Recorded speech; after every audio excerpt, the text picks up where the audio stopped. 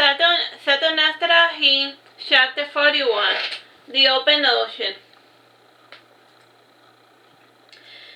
After he left Bersame's castle, he went to run the open oceans. They were marine type of desert. The depth and amount of water varies from place to place, and it seemed empty depths were sustained by photosynthetic plankton. These in turn fed small bioorganisms, and since the plankton needed life to survive, it was usually located near the surface of the water. However, this plankton was invisible to the naked eye, and from time to time it would produce bioluminescence at night. And due to the unique chemical composition of this planet's oceans, this effect happened often. And the conditions were ripening after a vast storm when the Titan moon was at its zenith, and when Uranus was parallel to Saturn, to this planet. And under these conditions, the plankton glows phosphorescent green or yellow.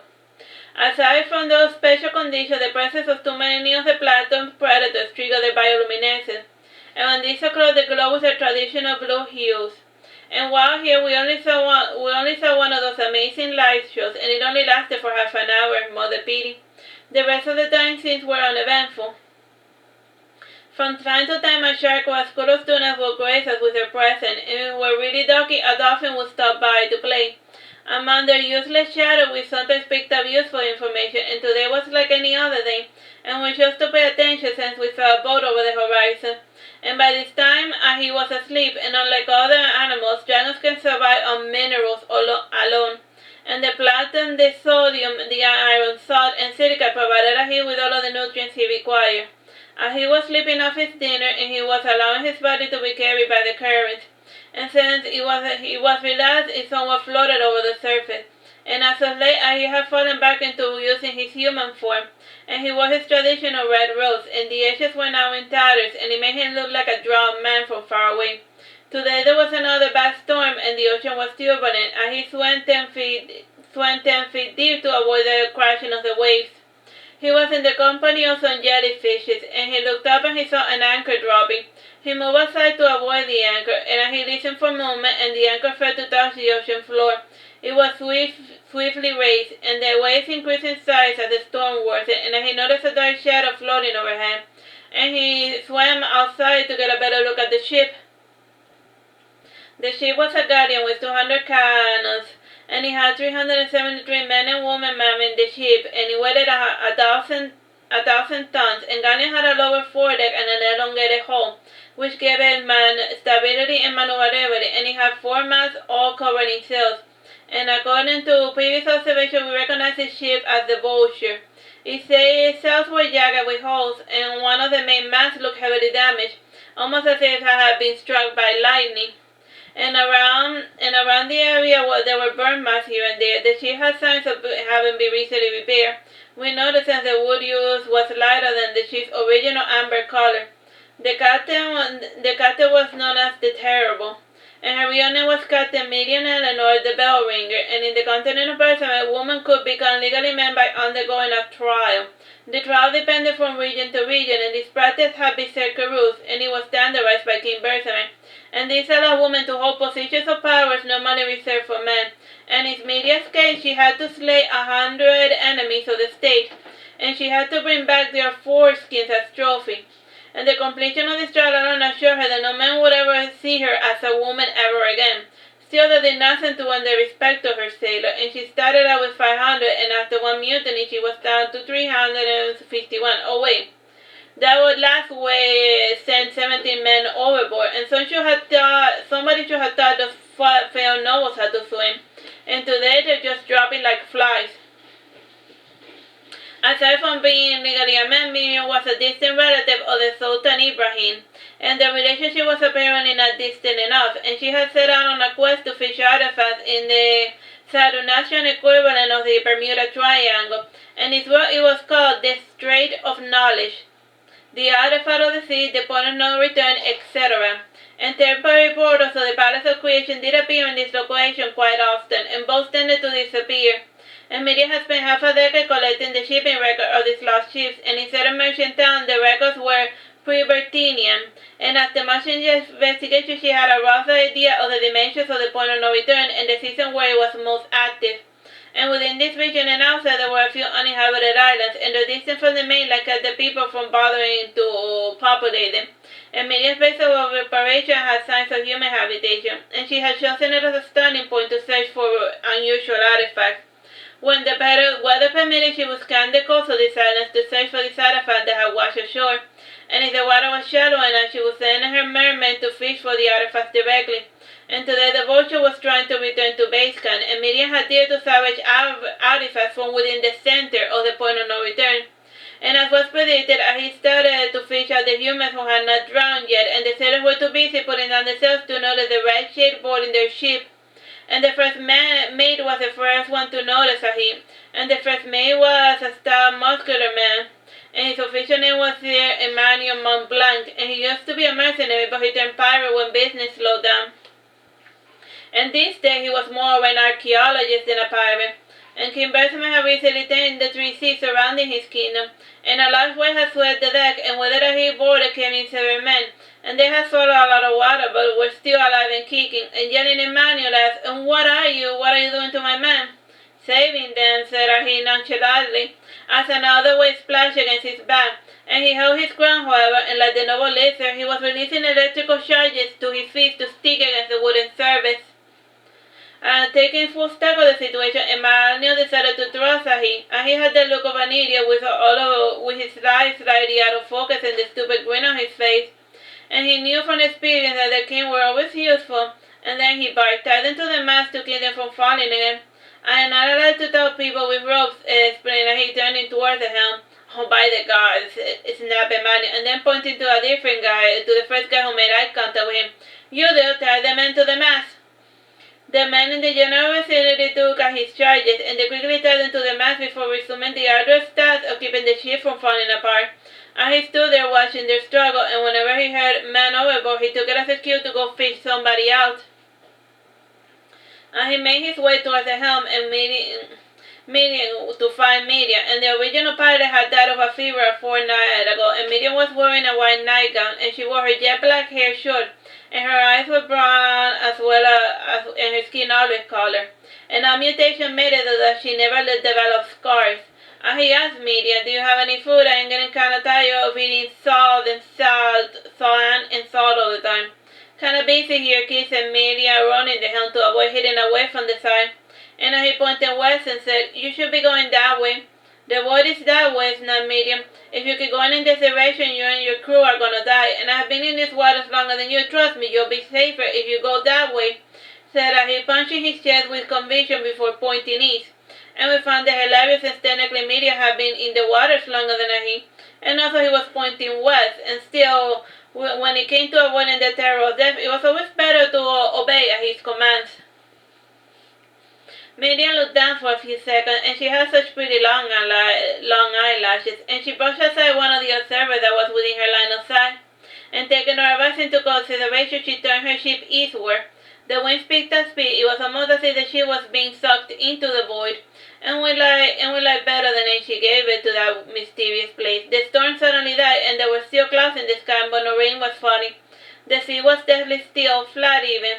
Miriam sighed in relief, and they were stuck in that other place for now until the winds picked up. At least they would have some time to survey the damage, and Miriam said to her man, "Repair the ship and see about the wounded." And she added, looking at him, "And you, come with me. I want to talk to you in private." Miriam took him to the quarterdeck, and after passing through some half-flooded rooms, the pair entered a large room, the one room that was relatively in one piece. It was littered with maps, books, artifacts, and swords and uniforms. And for those that knew no better, they would have imagined that Miriam was a dirty pirate, and on the contrary, she was a neat freak. And everything in her room was a mess because of the storm. And maintaining her quiet dignity, she pulled up a chair and sat down beside her half-turned desk. And she said, "It is still a bit early to thank you. Still, you saved my men from drowning. Am I to assume that you're an ally?" He was it. "Ally, it is a little bit too soon to call me that," said he, pulling back his hood, and he added, "Have we met?" "Not really. I heard tales of you back in the mainland. Is it true that you ate the Duke before trashing his castle?" She asked, moving things on the floor with her foot, and she seemed to be looking for something. Sighing, he said nothing, and he put his hood back on and started leaving the room, and he gave one last look at Miriam, who was trying feebly to set her desk straight. And he shook his head sadly, and then he fixed the desk for her, and he said, "Ah, there it is," she said. And she got a long, elegant smoking pipe, and the mouthpiece was made of wood, and the pipe was soaked like most things on the floor. And she pointed to her upside-down closet and said, "Can you also turn that over?" And he obeyed, and she opened the twin doors, and she got a good look at her clothing, and a good portion of them was wet. And she got a large metal box out of there, and the box had her lunch, and it had a removable lid and two pin handles. And the figure was tired as the doors were. As he looked at the box over the top, and saw he made his way back to the deck. And one of the men he had rescued had not survived. The men were going to throw his body back into the ocean, and he said to the men, "Don't throw away a perfectly good body. If you don't want to eat it, then I will. We have food. There's no need to resort to cannibalism," said one of the men, shocked. "I am not human, so I'm not a cannibal. And also throw him into the water will be such a waste. The fishes are going to eat him anyway, so why can't I eat him?" protested he. And Mario had heard the gist of the conversation, and he told his men, "Let the freak eat him, and it's obvious that this thing is not human, and better he eat a corpse than one of us." Pointing to the carcass, he said to he, "Eat him, and where nobody can see you, and consider it thanks for saving the others." And he shrugged his shoulders in response, and he took the bloated, bluish corpse by the leg, and he dragged it to a dark corner under the stairs, and the crew could still have seen he, and his back was turned to them, so they were not able to get a good look at he devouring the body.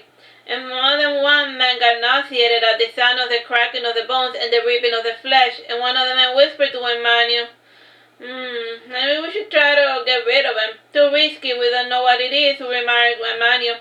"And Brad led us to a trap, and the wings died, and we are rooted on the spot. What if he's a giant monster in disguise, and he might have led us to his lair to devour us in one gulp, like all of the other ships," mused. If he wanted to kill us, he would have done so already," interjected one of the female crew members. And others joined in on the conversation while pointing at him. "And I saw his eyes, blood red eyes, and yet he has the look of a fool, almost as if he's trying to act like he couldn't hurt a fly." Miriam entered the scene in her captain's uniform, and she had a three-sided crooked hat with a peacock feather. And the crew was keeping, and she also had two pistols and a rapier. Miriam's crew had recently uncovered guns in the point of no return, and the crew was keeping this new weapon discovered secret from the mainland. And Miriam had the two intact prototypes uncovered, and the first one had an elegantly carved handle made of ivory. The figurine was somewhat faded, and its color was black, as if it had recently been burned. And it had an enlarged hammer protruding from the back of the gun, and the bullets were in fact at the bottom of the grip, which opened at a case. The other type of gun was a little bit more down to earth. It was a dead-missile 5-shot double-action revolver, and the hammer returned to its place each time the gun was fired, and it had a lovely silver grip. Miriam's men waited in silence for her to say something, and she smoked her pipe, all the while she casually observed the scene.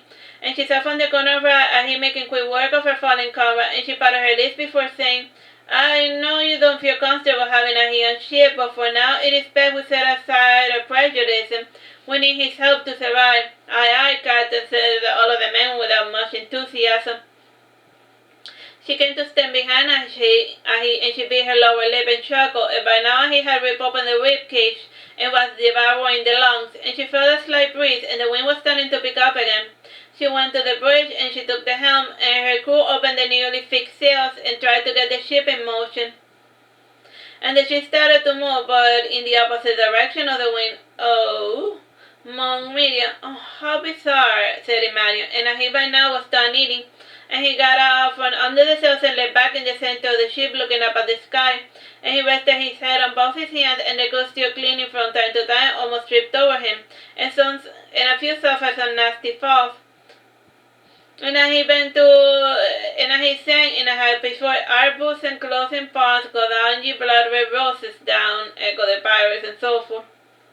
The song was cut short since he only knew a small portion of it, and the original version continued with descriptions of the blood-red battlefield, and the crew was only familiar with the choir portion, and since I had finished, Emmanuel took up the reins, and he said in a deep, bright voice, And when he sang, his voice fell all over the ship. And he would have been a good singer if only he wasn't so tone deaf. And for some reason, it Megan started laughing, and her laughter was cut short when she started when we started crying about her. The gentle breeze was quickly turning into a gale, and the sails were not working the way that they were supposed to, and the ocean had become lively. Thankfully, the size of the waves were manageable. And he pointed northeastwards and said, "Land hold that way." And obeying him, Miriam turned the wheels to gear the ship to the direction that the kid was pointing. And he pointed westward before saying, "That way." And then he pointed forward, and then he said, "Now it's over there." And drop the anchors and close the sails, yelled Miriam. And when the anchor was dropped, it hit the ground less than 3 seconds. And Miriam recognized that she was in a relatively shallow water. She still did not see the large body of land that he was referring to. However, the waters there were shallow enough for a human to walk on, and Miriam continued in the direction the ship would have been stranded. So, like, the land that he was referring to was just a small, shallow area. Miriam said to her man, "Prepare the boats, it's time to go fishing." Alright, that's the end of that chapter.